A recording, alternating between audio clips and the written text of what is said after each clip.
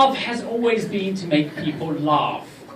It actually goes back to when the first time I had the entire room laughing at me, which was at my circumcision. After that, I didn't speak to my parents for 6 months. The more observant amongst you may notice an accent. I am, in fact, English. And England is a lot like America. For example, America has a class system, and England has class. Come on. It's going to get worse. I guarantee it.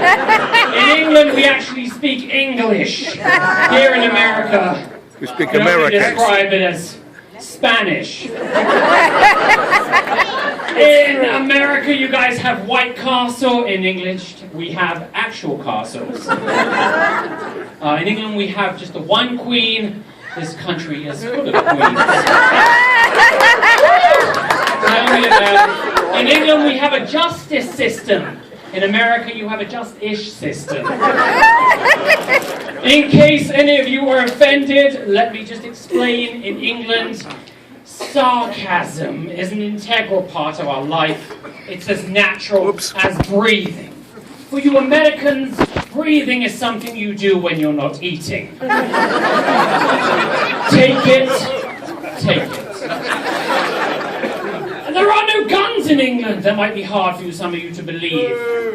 And since there are no guns in England, British men do not bother developing their biceps, as there is no clever way to bring it up in conversation. I also spent a portion of my youth living in Israel. By a round of applause, who here has been to Israel? Bunch of show-offs. Fun fact, there is no Hebrew translation for the term customer service. For those of you Googling it, you did not get my joke on sarcasm. It is not fair, I find, how when Israelis talk during davening, it just sounds like they're davening.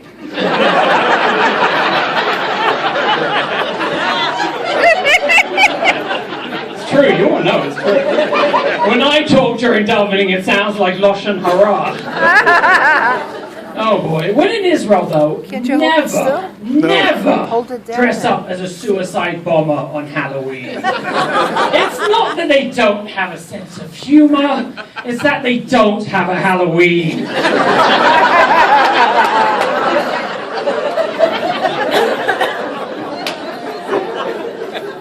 He is good. Halloween, though, is very hard for you Jews.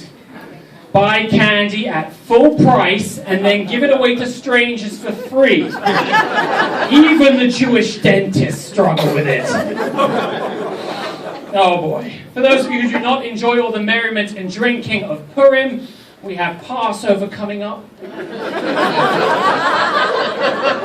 The real reason the Jews ate matzah leaving Egypt is because with the Egyptian army chasing them, they didn't think they'd have time for bathroom breaks. True story. Although they now say, the scholars, that 70% of the Jews did not actually consume matzah because they didn't want to have to bench. Passover is great, though it brings the family together. My blind Uncle Sammy, last year he spent half the Seder reading his matzah. But somehow he was still asking the best questions. You Jews, though, you're something else. The only reason you never hear about a Jew being abducted by aliens is because they want to conquer our planet, not negotiate for it. And you can all learn a lot from the Gentiles. If you really want your name up on the side of a building, all you really need is a can of spray paint. A recent Pew study, you all remember, revealed that 1 in 3 Jewish men fantasize about owning a German car. The other 2 went out and bought one. And after a show like this, I tried to remember what my wife's OBGYN told me, which is, Alex, you're the man. I just threw that in.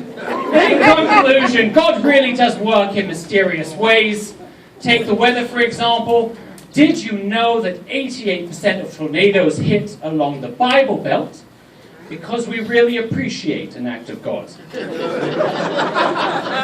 And don't ever think that God has forgotten you, because on his tax return, we are all God's children. My name is Alex Pfeffer. It's been a pleasure. Enjoy the rest of your night. Stephen Rubin, a hero amongst men. Mr. Right.